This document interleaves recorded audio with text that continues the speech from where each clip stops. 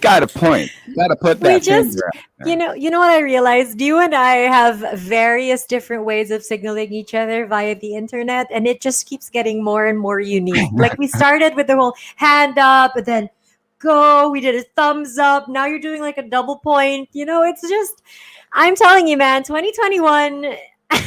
What's good? What's We good, gotta level everyone? up. That's what it's all Yep, about. that's People true. working inside their homes and all that, and going international from doing that online stuff. It's a perfect example of what this girl has done. From Mm-hmm. MySpace, running your own label, coming out of Malaysia, taking over Asia, going all over the world, collaborating with Usher, Tyler the Creator, and dancing like nobody's watching. Hey. That's what it's all about. Ladies and gentlemen, straight from KL, give it up for Yuna. Hi, Yuna.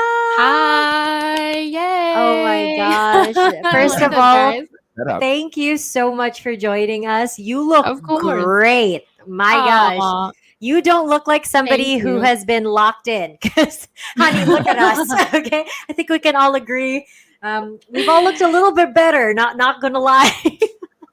No, it's super chill. Super chill. Thanks for That's what having I. me, you guys. Oh, thank you for joining us. Before anything else, Yuna, how are you? How have Um, you been? I mean, it's Feb 12th, second month of 2021. How's life? it's good, like it's we've had a pretty interesting year, even for me. I'm so not used to not going on tours and stuff like that. So it's pretty a very relaxed year for me, which is kind of weird, and creatively as well. Like you kind of just as a singer-songwriter, you kind of just have to like mix things up and improvise when it comes to like writing and working with people on Zoom and stuff like that. It's kind of weird, but getting used to it. So it's all good. I get to like spend a lot of time with my family back home, so in KL. So I'm really happy that I get to do that. So yeah. So this is somehow a vacation for you, a little extended Like a work vacation. vacation, yeah. Yeah, yeah. When it comes to songwriting, you did mention that, being a singer-songwriter that you are, when it comes to being locked in now, was that always been the inspiration for you? Do you go in the secluded area to work on your songs, or are Yeah. you always used to like just partying and then looking at people and you're like, all right, cool, this is how I'm gonna write my song. How does it go for you? Well, definitely the partying. No, just kidding. Well, for me, it's the studio time. I'm so used Mm. to, like my brain and my whole like what do you call it? System is just based on, all right, I gotta go to work, which is the studio. So I'm gonna go to the studio, I'm gonna sit down, I'm gonna write, I'm gonna meet a new producer today, like, Mhm. and vibe out and see what we can come up with. And now instead of having all of that, it's just I have to create this safe space which kind of like would mimic the studio vibe. Uh-huh. And but I'm the producer, it's just like me talking to me like, hey, yeah, no, it's cool, so yeah, I like the song, yeah, why don't you write that on your chorus, so it's just like trying to do that on your own. It's just like you don't get um as inspired as you would like in a real studio setup, so in a real studio session with someone. So I just kind of like have to like feel it out and see what I can Mhm. come up with. But I'm happy that I managed to whip up some songs like while we're all in quarantine, so yeah.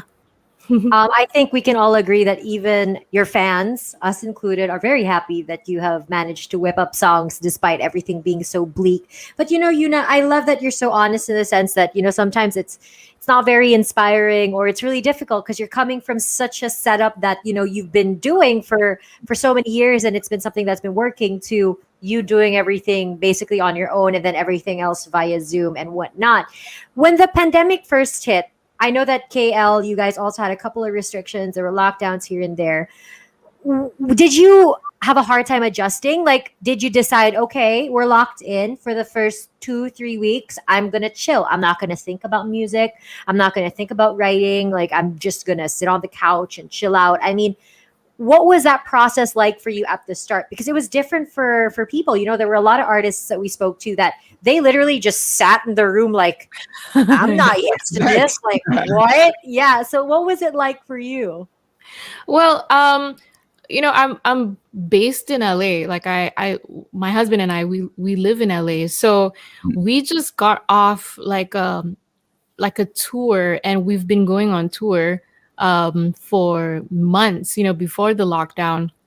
So definitely when this happened, it was kind of like a blessing. I was kind of like, oh, okay, so we don't get to go anywhere. We don't have to travel so much anymore. And I feel like the traveling really took a toll on my health a little bit. So when the whole world decided to do this lockdown, I was like, okay, well, let's just head back to KL so that we can be with the family.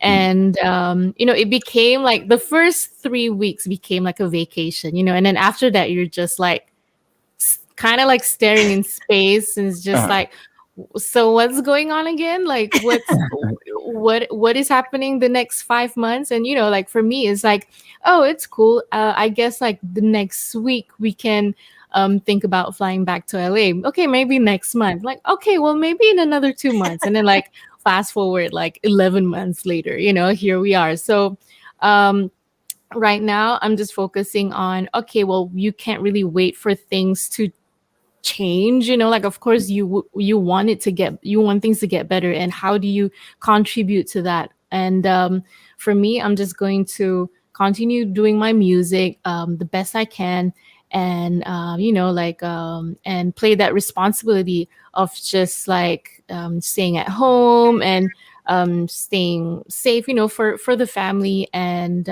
yeah, and just staying creative, so yeah. You know, Mm. geographically, does it make a difference if you're working on the song in Los Angeles and you're Yeah. working on the song in KL? Is there a Oh, certain vibe? Because you tend to vibe out. You did mention. yeah. Does it Oh yeah, matter definitely. geographically? So geographically, yeah, definitely. Like I'm so used to, well, I lived in LA for like 10 years now, so um my whole like routine, my album routine, my whole music thing is based on my life in LA, so my career is based on like, okay, like living in LA, and okay, what's next? Like having a meeting with producers and songwriters, and okay, so the album's coming out, and what are we gonna do? Okay, so all these like going on tours and stuff like that, all is based there. So Mhm. Malaysia is pretty much like a holiday for me. When I Mhm. come back to Malaysia, maybe like 3 times a year, I would just not do anything, be at home, and just hang out with my family. But now that's changed. I kind of just have to balance that out. And so yeah, musically, like you said, of course, like in LA is just like a bigger space to play around with, like a bigger what do you call it, pool of creatives just like hanging out, and just, they're always open to collaborations. And in KL as well, we have that, but KL is so small, so I try to collaborate with a lot of different artists, but it's obviously it's not the same. It's good, but it's not the same. Yeah. Yeah. Go to Santa Monica Mhm. Beach and just ride your bike and just get that inspiration. But You know what I inspiration mean? comes from everywhere. So I love that you're Yeah. able to use, what you have in the moment to create the Mm-hmm. music that you do, Yuna. And I think that's what That's makes you true. so special as an artist. I mean, Thank since we're on the topic of music, everyone knows you for the songs that you put out. But how did it start? Like, was music something that you always wanted to do? Was it something that happened by accident? Was it a dare? Like, talk us through that, as in a little summary maybe of your musical journey. How did you get to where you are right now? Because you are an international name, girl. Like, people love you. Thank you. Well, it just started with, me being in love with songwriting. I think, like being in love with music, it's a different thing. Like I grew up just loving listening to songs and cassettes that my dad would get from the store and playing in the car. And that's like a love for music. And then it evolved into like, oh, I have a thing for sounds. Like I as a kid I would try and imitate like different singers, so that was kind of fun, and I love singing as well.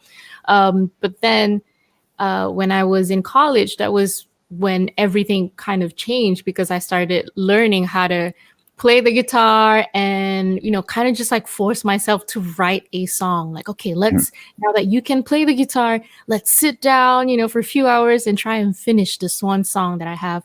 And,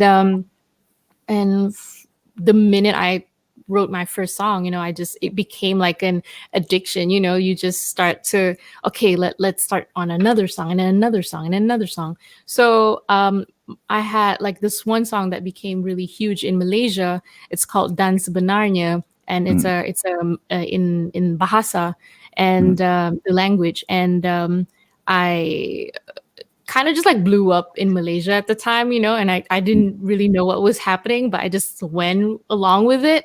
But I also had all these English songs that was up on MySpace at the time. So I think it was an organic thing. I wasn't, at the back of my mind, of course, like, I really want to be an international singer. I really feel like my English songs are good enough to go overseas. And, I can see myself, like I can actually work in the UK or in the US. And I was really confident about that. It was kind of weird, So, and I was young and I was like, no, this is what I'm going to do. And then the opportunity came when my manager, who was based in LA at the time, found my music. And like the whole management team were really excited about finding this girl from Malaysia who could like write and sing her own songs. So they brought me out to Los Angeles, and then that was when like I had my first experience of working on an EP on at a studio, an actual studio. Before it was just me and my bandmates just hanging out and jamming. And that was my first experience ever, just like sitting in the studio and writing. And the first album, I was brought into a studio with Pharrell, like working with him. So that was like kind of like a shock, but immediately I had to like be cool with it. Like, okay, don't freak out, just do your job and, just write and just have fun and just be creative. So yeah, I think that was how the journey kind of started for me, and it was like a crash course. Like I just, because no one that I knew at the time was doing what I was doing, and I had no one to refer to or to ask questions. Like how do you do this? How do you do that? How do you make a name in America? And I just kind of like had to freestyle it a little bit. So yeah. What, He's what's so what's chill. R&B? Was R&B Rico. always your genre? Was that the genre that you were playing with the band in Malaysia? No, so it was always changing. I think um the first musical experience, I think for me, was R&B. The early 2000, like My Boo, um TLC in the 90s, and who else? Like obviously Usher. I would sing R&B a lot. When I was younger, I would join like an all-girl a cappella group singing just R&B songs. Like we were our own version of Destiny's Child at the time, So, but it was just for fun. And then when I started learning how to play the guitar, it became kind of like folky and pop. And I realized that my love for music, for songwriting was, I love to write pop music, but not too like radio pop-ish, So that was my first love, I think. So slowly I went from folk pop kind of music, the genre Mm. into, I think it evolved back into R&B because I started living in LA, and naturally, I don't know how, I just got into like a group of R&B musicians, a group of R&B producers, and Mm. a lot of like hip hop artists and rappers. And so I don't know how I got into that, but it Mm. was fun. It will just start off as like, yo Yuna, you want to sing on this chorus. Yo Yuna, you want to do this like backing vocals for this thing. And then yeah, so just naturally I was like, okay, cool, let's do it. Okay, cool, let's write to this. And then I started having fun with it again. So yeah, that's how I went back to R&B, and it's like it just stuck there, so yeah. I love how she's so like chill and she just goes with the flow and it always ends up working out. Like she's just like Yeah. just vibing, enter the studio. Pharrell's there. It's like, what's up? I mean, I know you get this question a lot, especially when the song first came out. But we can't not talk about Crush. We can't not talk about your song with Usher because you said earlier, you've always been drawn to that kind of music as well. Like you mentioned My Boo. And I mean, how did it go from like listening to his songs and singing along to them to Oh my working with god. Usher? Because let me tell you, when your song came out with him, it was number one on our chart for like ever. Yes. Everyone was Really? requesting for it Yes. every single minute, No. including I the think it was DJ. 8 weeks. 8 weeks was number one. We Oh. loved it so much. And when, the listeners would be like, can you play it again? When you're a DJ and you hear a song every single day, after a while, you're kind of like, but we were like, yes, we'll play it again. We will play it again. Promise. Like, that's all we want to do. So what was it like working with him? I mean, was it like a slap in the face? Like, oh my God, this is not real. Like, what was it It like? is. It's pretty much like I had to keep it a secret, like we met like a couple of months before I started working on Crush. So that connection was there. I was like at the back of my mind, I'm like, okay, cool. Well, this could be like a huge thing, but let's not put our hopes up, okay?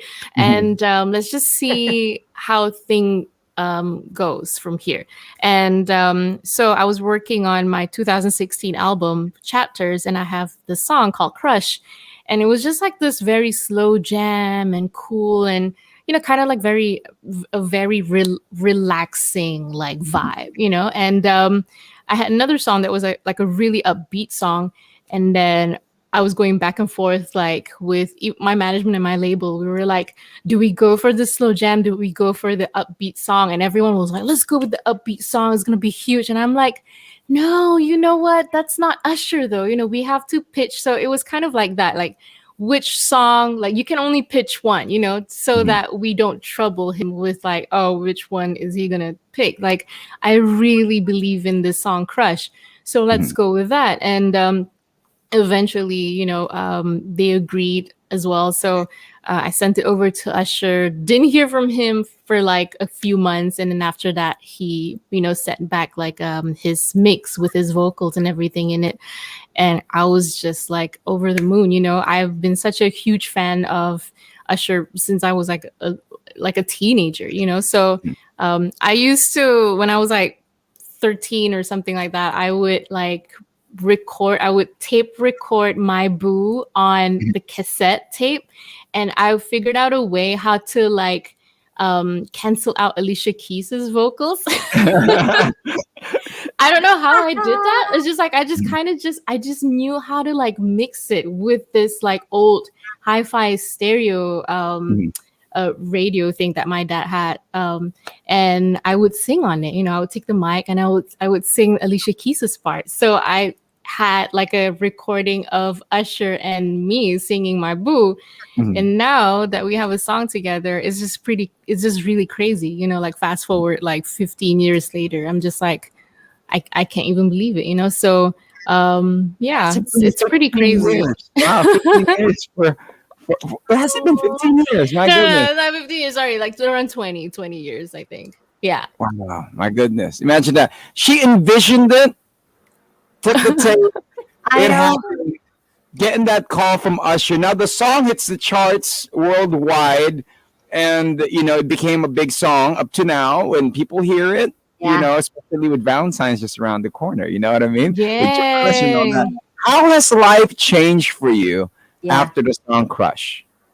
Um, well, I've definitely gotten a lot of like new fans, my audience just grew from let's say, I had Malaysian fans, and then the fans that I got from touring in the States, and that was that made like a huge difference, like when you're on tour, like you just gain like more listeners. And so touring is always something that's really important to me. And after Crush came out, you just see the difference, like your audience from like last year I would go on tour, for example, the year before I would go on tour, you'll see like, oh, I filled up like 500 cap, or 600 people in the venue. Mhm. And now I could fill up like 1,000 or like 1,500 or something like that, and it just grew from there. So you see, you get really happy. Like I get really happy seeing the numbers grow, and people just showing up at my show. And you kind of see it, that they're just waiting for Crush at the end of the at the end of the set. But it's cool. They kind of just like, okay, well, this is Yuna, her other songs, and they're just like, okay, cool. And then Crush comes out, and they're just like, oh my gosh, like put their phones up. So yeah, definitely, I you could say that my life changed after that, and that was like, I think, my first real collaboration. And after that, I was very comfortable with collaborating with other people. It was like a no-brainer. Like if Mhm. someone wanted to do like a song with me, I'll be like, okay, cool, let's do it. Whereas before, I'd be like, I don't know, I get kind of like nervous about it. Mhm. Mhm. I'm such a control freak, kind of, like I like to, like, I don't know, I just don't need to feel like it's the right fit. But now I'm just like very open about it, because you don't know where it's gonna go, and when another artist like comes in, like they will give like a different energy to the song, and it will just be this amazing creation, amazing thing. And yeah, that's how, you get on Rouge, you get like collaborations with Tyler the Creator, Lil Sims, and all these people that I met in real life, and I just kind of just like, hey, you want to have a song together? So yeah, it's fun. I really love it, so yeah. Look at you living your best life, Yuna. I mean, we all aspire Correct. to step out of our comfort zones and actually reap the benefits of it. I mean, since we're talking about your audience growing Mhm. and you gaining more and more fans all around the world, you came here and, I mean, you've got a bunch of Filipino fans. Crush aside, Crush was like the gateway song to all your Yeah. songs, and now Mhm. everyone loves all your songs. We got a question here from Raisa, which is a really good one. How was your Philippines experience when you performed here for Wonderland? Because when it was announced that you were gonna come to the Philippines, your fans went crazy. People were like, "Yes!" So, what Yeah. was the Philippines experience like for you? It was, I wish I had more time in the Philippines, because I literally just flew in, did the show, and flew out, So we didn't really get to like stay on and do like interviews or stuff like that, and or go around the city and explore the city a little bit more, meet the people, eat the food. But it was a lot of fun, because I literally had no idea what the crowd was going to be like. And the Philippines, like the crowd is very responsive, like they sing along with you, even if they don't know the song. They'll just like dance, and it's a lot of fun, so I really can't wait to come back. Like I'm kind of sad that that was like the only time that I get to go to the Philippines, because 2020 was the year where I really wanted to go out there and like meet you guys, so hopefully this year, when things get better, I would love to come over there and like do some shows, and yeah, do a lot of fun stuff over there. Why not? So yeah. Oh my If gosh. we're gonna introduce you to a dude He is the king of R&B in the Philippines. I know you guys are gonna make great music together. We're talking about JR.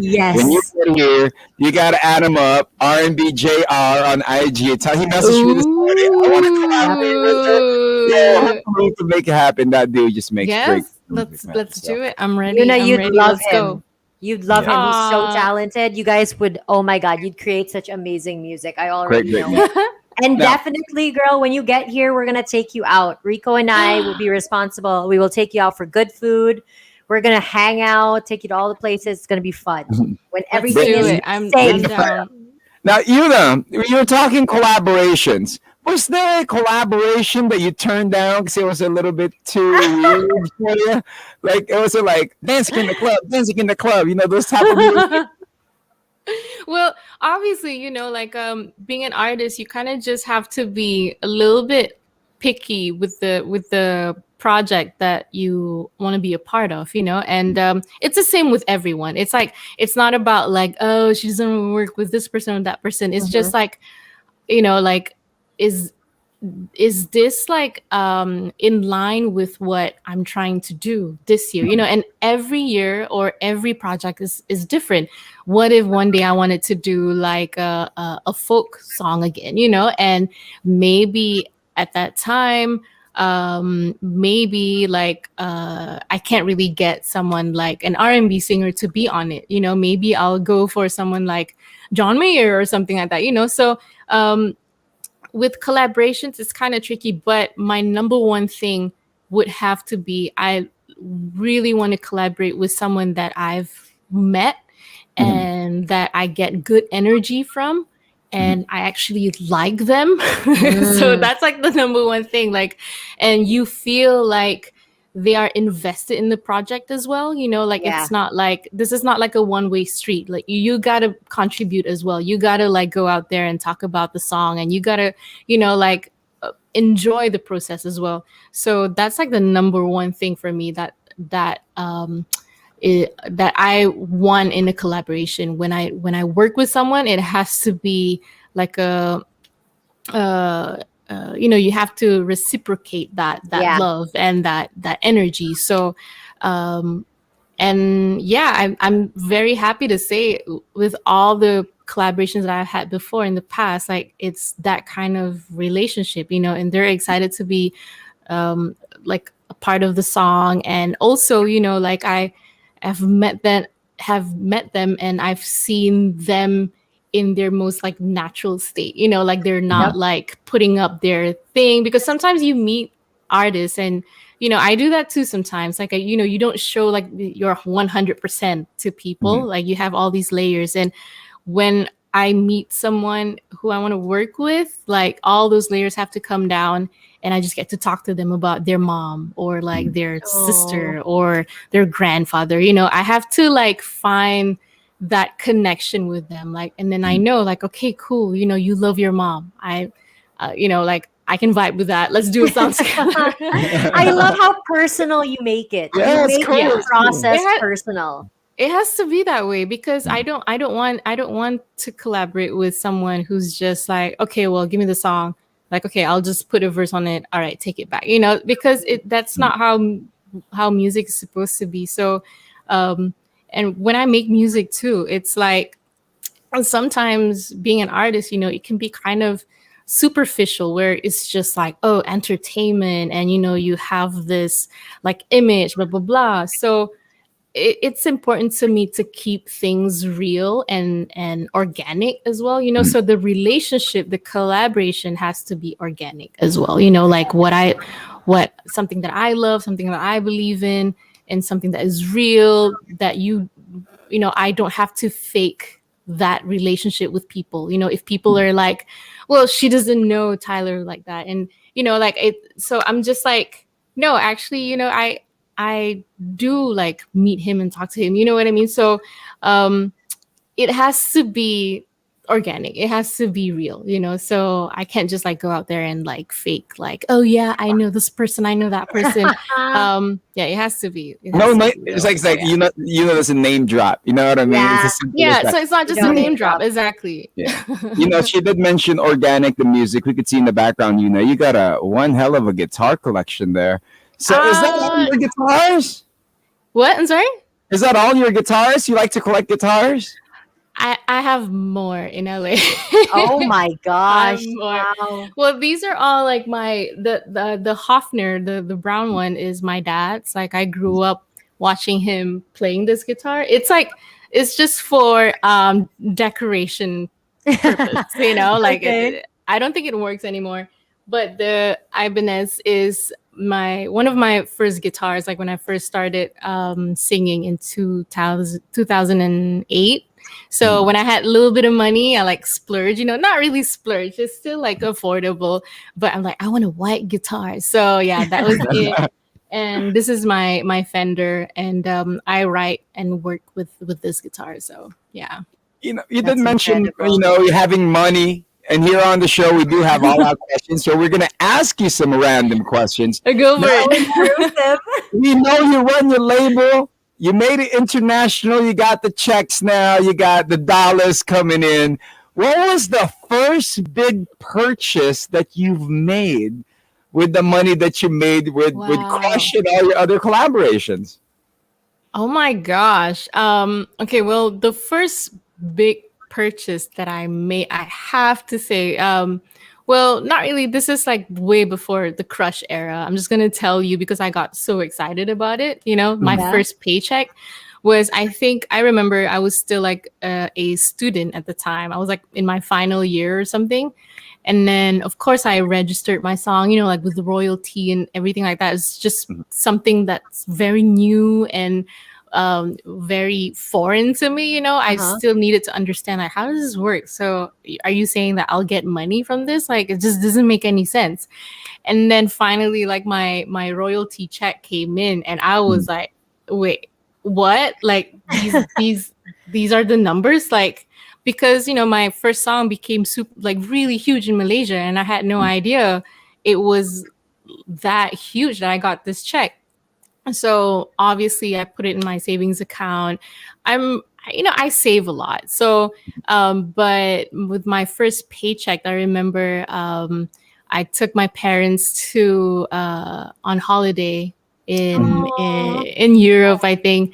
And then we went shopping. We went to we went to a factory outlet, and I went to get like a YSL pair of shoes. I remember that. Oh. I was like splurging, but still saving, So Yeah. that's like my thing. I'm like, I'm gonna go splurge, but I'm gonna go to the factory outlet. It's just gonna be funny, but I'm just like that. So Um, yeah, that was like my first thing that I did with my paycheck.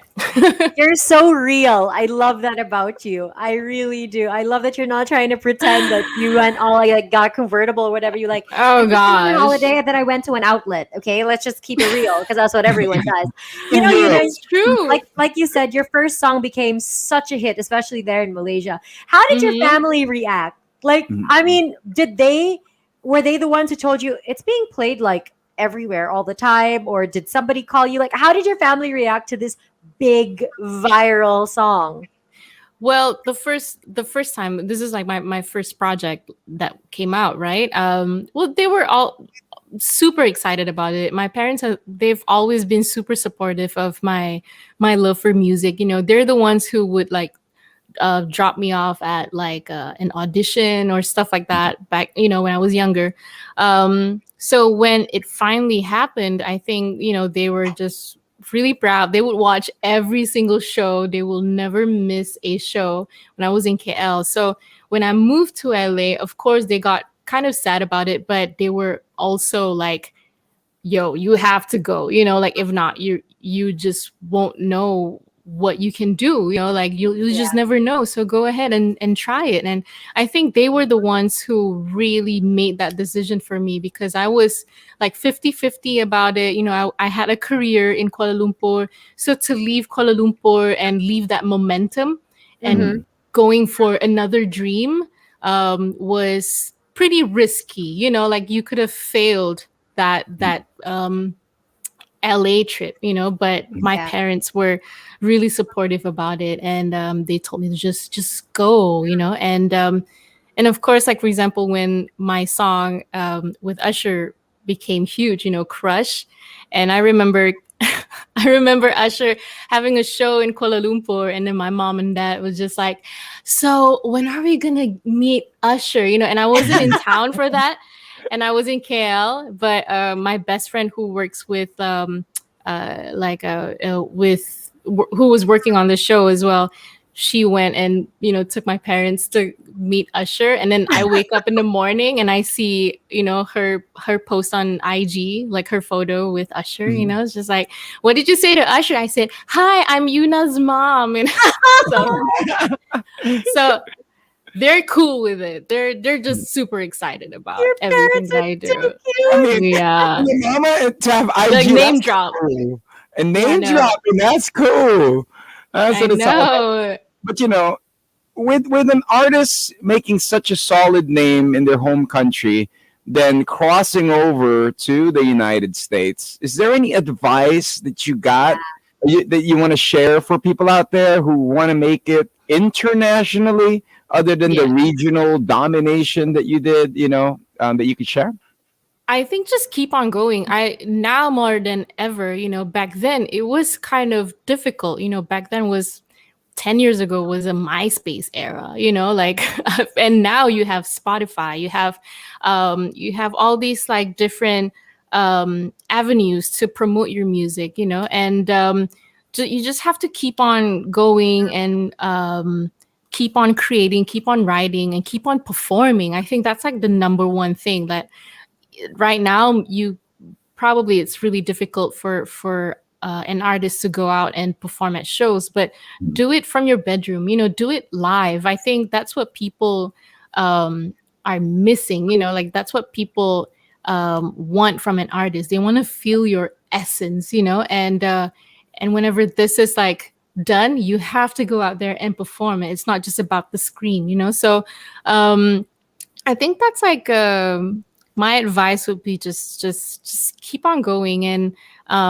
reach out, collaborate. That's the number one thing I think like right now is very important. I always tell like the younger kids to just go out and collaborate. Don't be shy, like get together, do a cover of a song together with another artist or like another new artist or another friend who knows how to play the guitar or someone who knows how to play the violin. Like go do that and keep on creating that content for yourself, and you can, and from there, you'll never know where your music is going to end up. So like how I didn't imagine, my stuff would be all over the world, so yeah, I think that's it. You just have to keep on going and don't give up, Just Yuna, keep I want doing to your ask you a question as well because I like this where this is going. But you said Yeah, earlier, your label, the management in LA, they were so excited to find a girl in Malaysia yeah, who writes and sings in English, and it's all her songs. I mean,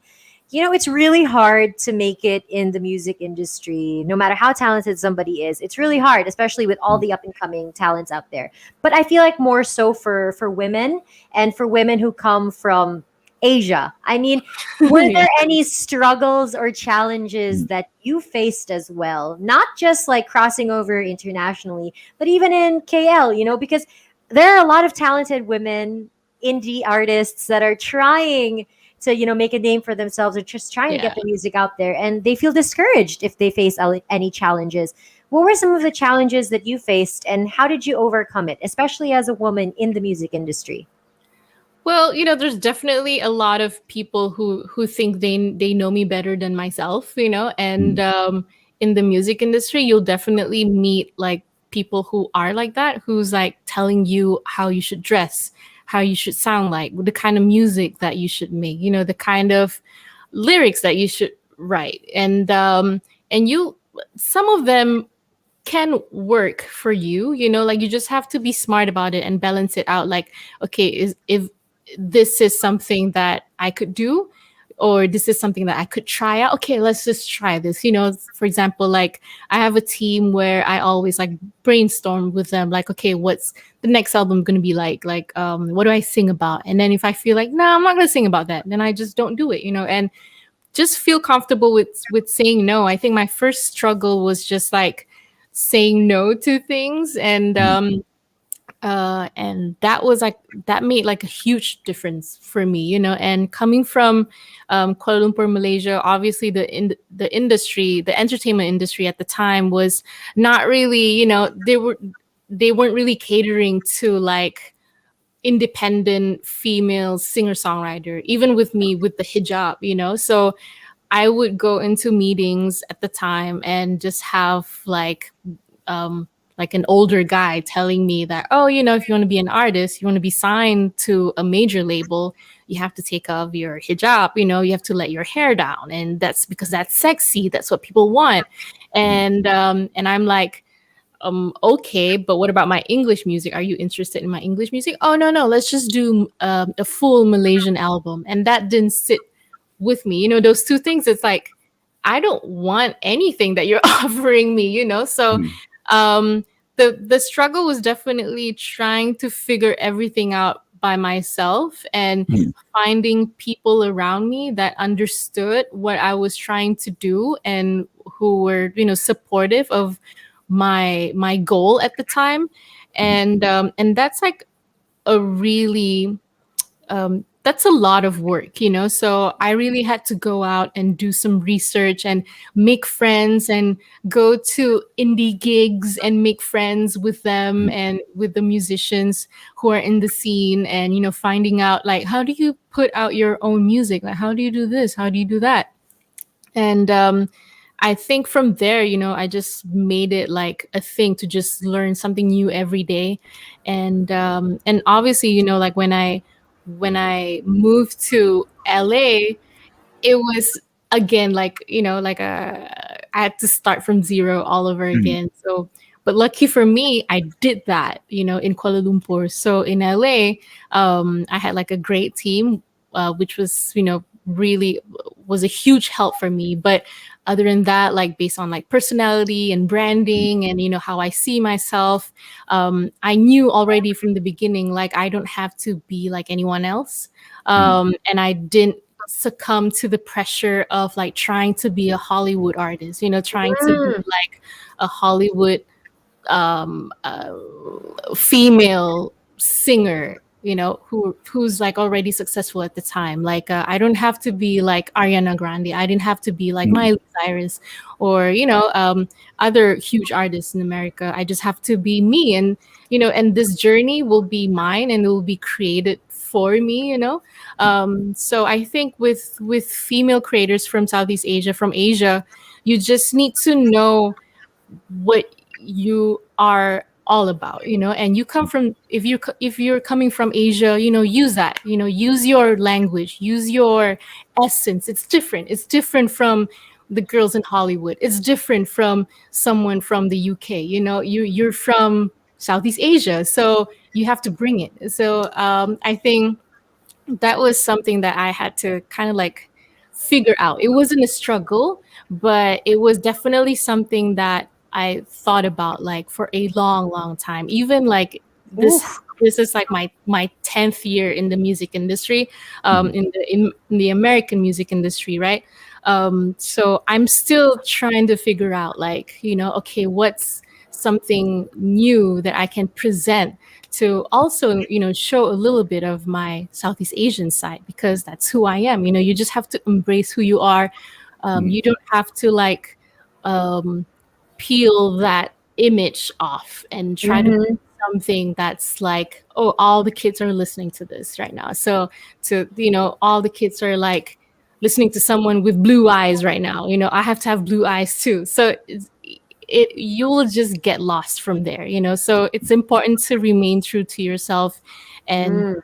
see and know what is special about you and share that with people, and amplify that. Do whatever you want, um as long as it's you. So yeah, I think that's, wow, that's like my it's advice. amazing for you to share that, being authentic, to Yeah. honestly express yourself to the world, and actually have the conviction and also protect your belief, you know what I mean, and Yeah. to go out there Mhm. and make it through music. Who I mean, was there anybody mentoring you when you were doing all this, when you were established? Was it your mom, was it your dad? I don't know. I think it's just like, my mom will just be. my mom, telling me mom stuff. Like Uh-huh. she would support me like how a mom would do, and she's a great mom. And um, she's also a teacher. Like I went to school with her. She's my teacher. She's like my Oh, chemistry teacher. So everything she says, like I would listen to her and just like, okay, cool. I have to be, for example, like there will be times when I feel like, I want to give up. For example, when like gossip blogs were really mean to me, and they would write something really mean, and I was just like, okay, I'm gonna throw in the towel. I'm not gonna do this anymore. Like, peace out. I don't care anymore. I don't care about the fans. I don't care about music. But then she will come into my room and she'll be like, your fans really need you, and you represent something that is so much more. So you have to be strong for the kids. You have to.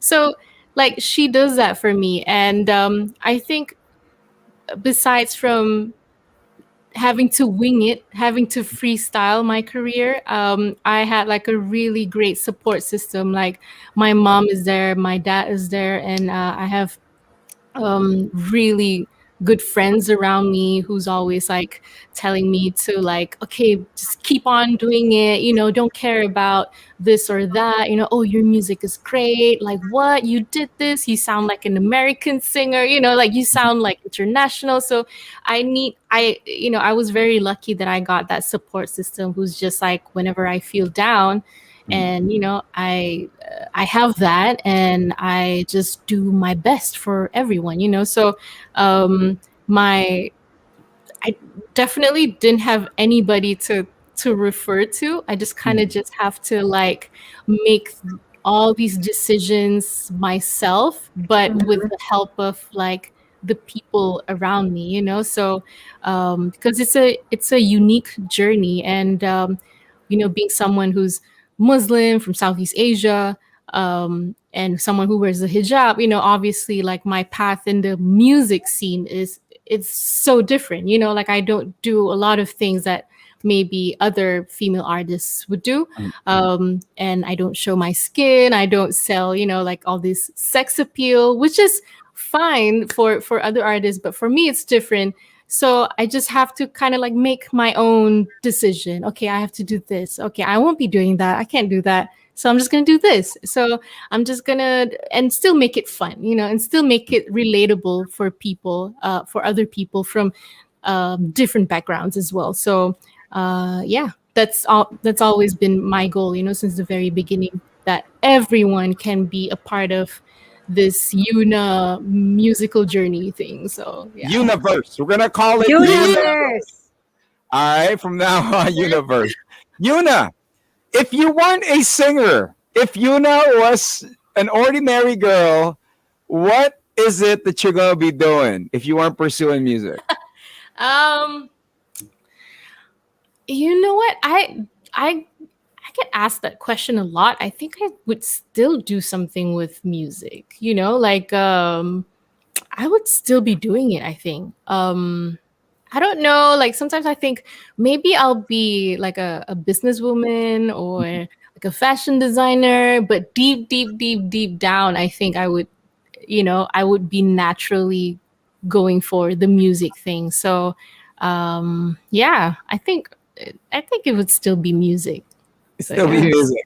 Or a Speaking of lawyer. music, wow, Yes. that was like polar opposites. But yeah, let's go with that. I could see her as a lawyer, though. Speaking of Yeah. music, Yuna, I mean, you've got a new song out. Tell everybody all about Yeah. it, because we've been craving for new music, not just It's from you, but from like somebody that we look up to. Because girl, we stand you. We you like stand you you. Aw. like Thank you, thank you, thank you. Well, my new song. So I have a new song called Dance Like Nobody's Watching. And it's a fun song. It's a song that I wrote about my love for dance. And it came Mhm. from a few years ago Mm. when I was feeling very down. I was very low and just got out of a very bad breakup. So this was like a long time ago, I'm and gonna ask questions after this. All right. and I discovered dance, and I went to my first hip hop dance class, and it was Mhm. so much fun. And I think the song I wrote the song based on that. Just kind of like when I feel down, like dance like nobody's watching, and then you feel kind of just like happy again. You just need to move your body. So that's where the inspiration came from. Dance like nobody's watching. So yeah. I love it, and I love that it came from a dark time in From your a life dark time. because it is a very upbeat song. It's a Yeah, very light, track. dancey track. It's the track Yeah. that you listen to in your room and dance like Yeah. nobody's watching. I mean, And it has like that lovely feeling too. That's what I love yeah. about it. It's sweet, like it's very kind of like there's a sense of innocence as well in there, vulnerability, and but you're just gonna do it, like what, I'm just gonna dance. So and I hope people will enjoy this song, like they'll just have fun with this song. Now, a couple of days from now is Valentine's. Yeah. People are happy. There are those that are heartbroken. There are those that are going through a Aww. bad breakup. Do you have any love advice coming from the universe that you can You share know, with us? time heals everything. And you know when you're going through something bad, it's just taking you to something that's good, like it's just like um a journey that you just have to be on. You just have to walk on this path, and you're gonna meet people who's gonna break your heart, but it's just keep on walking, and then you'll get to the good part of your life. And I've always believed that, because girl, I've been there, or like dude, I've been there. So I'm at a place right now where I'm just so happy, and Aw. I have a husband, and he's awesome. He's amazing. I'm obsessed with him. And Oh. at one point I felt like I really couldn't get to that point. You know what I mean? Like this is useless. I'm never going to be happy. But now, like, wow, I'm actually here. And you think about it, your heartbreak will be something that you just think about, and just like, oh my gosh, I can't believe I went through that. So just keep on going. Time will tell. Time will heal everything. So yeah. My Oh, advice. Dr. Love. I know. You totally could write like a love book and people would Yeah. buy it. We wish we could have you for longer.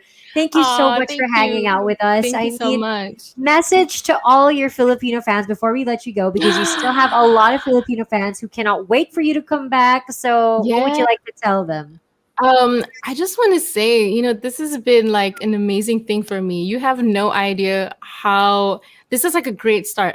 I've been wanting to talk to you guys for a long time, because I keep seeing numbers coming from the Philippines, and I'm a statistic person. Like I would like I want to know who's listening to me, who my fans are, and the Philippines. Like, you guys are amazing. Like, you really supported me from Crush, and I'm just really excited to see you guys. Hopefully soon. So I hope you guys will enjoy Dance Like Nobody's Watching, and just dance to it. If you are dancing to it, tag me.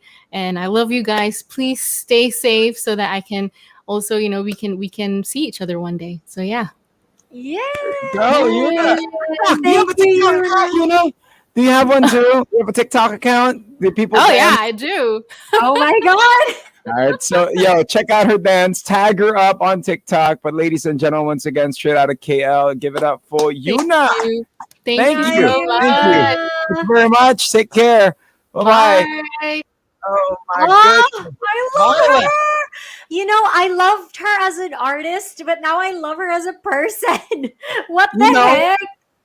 when she said keep on walking, you know what I mean? When you hit that sort of bump in life, just keep on walking. Next thing you know, you're gonna be dancing like there's nobody watching. It's as simple as What that. I love, you know what I love? How freaking chill she is. Like, she never tried to be someone she wasn't. She never changed anything that she felt was truly her. And she got to where she needed to get to, and she's the success that she is. That is such an important lesson, not just for musicians, artists, actors. That's for everyone. Whether you're working a corporate job, you're a teacher, or whatever you're doing in life, Never feel like you have to change something that is innately you to please other people. The only change that you should do is to change for the better.